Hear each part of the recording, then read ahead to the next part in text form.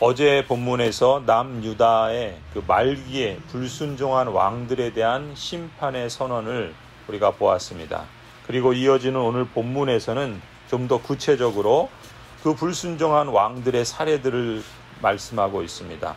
여호아스 왕, 오늘 본문에서는 살룸이라고, 그의 이름은 살룸이고 왕의 이름으로는 여호아스입니다. 그리고 여호야김 왕, 이 두 왕을 불의로 통치하고 불순종으로 집을 세운 결과 어떤 최후를 맞이하게 되었는지를 선포하시는 말씀입니다. 먼저 10절부터 12절은 살룸 왕, 즉 여호아스의 최후에 대해서 말씀합니다. 너희는 죽은 왕 때문에 울지 말며 그의 죽음을 슬퍼하지 말아라. 오히려 너희는 잡혀간 왕을 생각하고 슬피 울어라. 여기서 죽은 왕은 이 살룸의 아버지인 요시야 왕을 가리킵니다. 이 요시야 왕은 어려서 왕이 되었지만 하나님의 율법과 계명을 잘 따르고 그래서 순종한 선한 왕으로 평가받는 그런 사람입니다.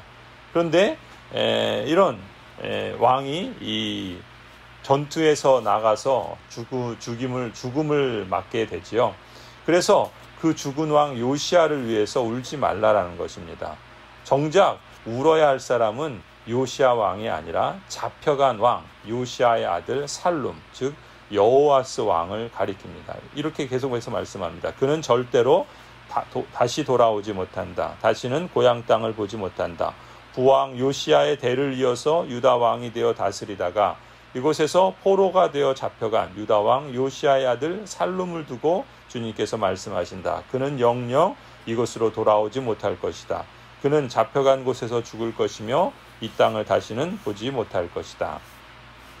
이 요시야 왕에 대해서는 열왕기하 23장에 보면 이렇게 평가해요. 요시야와 같이 마음을 다하여 성품을 다하여 힘을 다하여 여호와를 향하여 모세의 모든 율법을 완전히 준행한 임금은 요시야 전에도 없었고 후에도 그와 같은 자가 없었더라. 그러니까 하나님께서는 이 요시야 왕을 선한 왕으로 하나님을 순종한 왕으로 그렇게 평가해 주시는 거예요.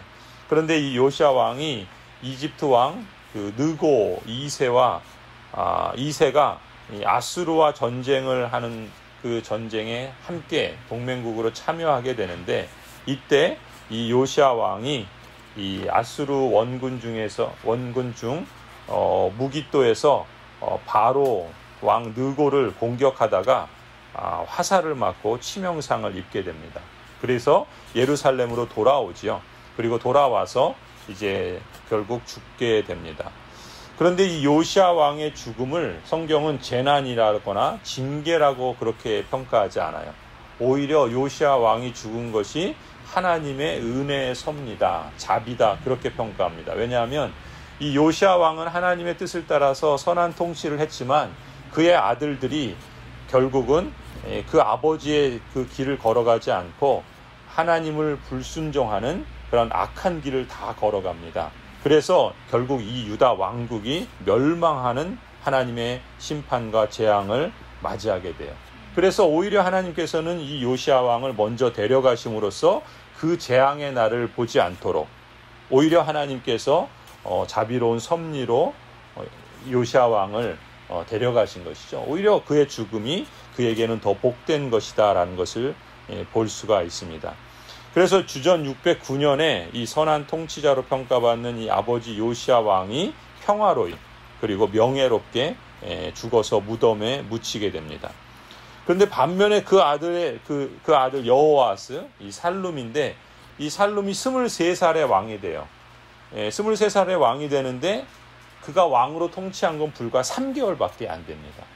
3개월밖에 아주 짧은 기간 왕으로 통치하는데 그나마도 이집트 왕 바로 느고가 침공해 와서 이 여호아스를 이 살룸 왕을 폐위를 시켜버리고 이집트로 포로로 끌고 갑니다. 불과 3개월 통치했는데 그나마도 열왕기하 23장에 보면 여호아스 이 살룸을 이렇게 평가해요. 여호아스는 조상의 악한 행위를 본받아서 주님께서 보시기에 악한 일을 하였다. 조상들이 행했던 그 악한 일을 이 여호아스도 행했다는 거예요. 그러니까 주님께서 보시기에 악한 일을 했다라고 평가하고 있죠. 그러니까 열조들이 행했던 악을 그대로 답습한 거예요. 그 과거의 구습을 버리지 않고 그걸 계속 붙잡고 있다가 하나님께 불순종하고 결국 심판을 초래했던 것이죠. 결국 이 여호아스 왕은 이집트로 끌려가서 거기서 죽음을 맞이하게 됩니다. 다시는 자기 고향 땅에 돌아오지 못하게 됩니다. 그래서 하는 말씀이에요. 요시야 왕, 선한 왕이 죽었다고 그래서 그를 위해서 울지 말라는 거예요. 오히려 하나님께서 그에게 자비를 베풀어 주셨다는 것이죠. 그런데 정작 울어야 할 왕은 그 아들을 위해서 울으라는 거예요. 그 불행한 아들, 그 불순종의 악을 행하고 있는 아들, 결국 수치와 불행 속에서 살다가 죽을 저 비참한 그 아들 여호아스를 위해서 울라. 누구를 위해서 울어야 할지를 지금 하나님께서 말씀하고 있는 것이죠. 그리고 이어지는 13절부터는 이제 여호아스가 이집트로 끌려가서 거기서 죽죠. 그래서 이 바로 느고는 그 또 여호시아의 아들 중에 여호야김을, 엘리야김인데 이름을 바꿔버려요. 여호야김으로. 그래서 그를 왕으로 세웁니다. 그 왕의 최후에 대해서 또 13절부터 19절까지 말씀하고 있어요. 근데 그 본문을 보면은 여호야김 왕은 이 살룸과 같이 그 열조들이 행한 그 악한 불순종, 특별히 우상숭배에 대해서 책망받고 있지는 않아요. 그렇다면 이 여호야김이 책망받은 죄는 무엇인가? 이 여호야김은 하나님께서 왕으로 그 직분을 주셨을 때 그가 행해야 할 역할이 무엇인지 그 말씀에 대해서 무시했어요.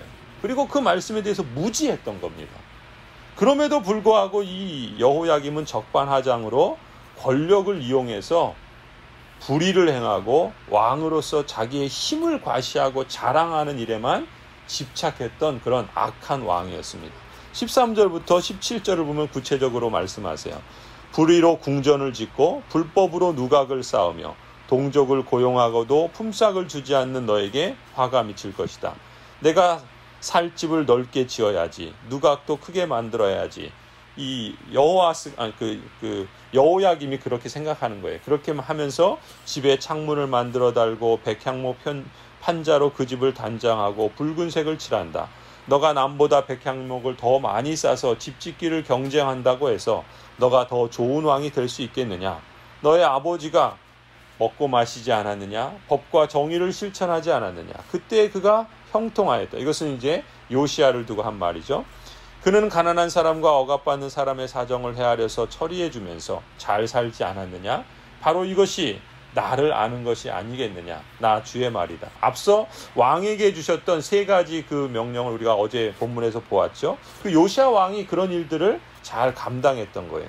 그런데 그 반면에 그의 아들인 여호아스뿐만 아니라 이 여호야김도 그 아버지의 길을 따라가지 않고 악한 길을 걸어갔던 것이죠. 하나님을 아는 길을 가지 않고 하나님이 말씀하신 그 역할에 대해서 무시하고 무지하고 오히려 자기를 시장하고 자기 힘을 과시하고 자기를 자랑하는 일에만 열심을 냈던 것이죠.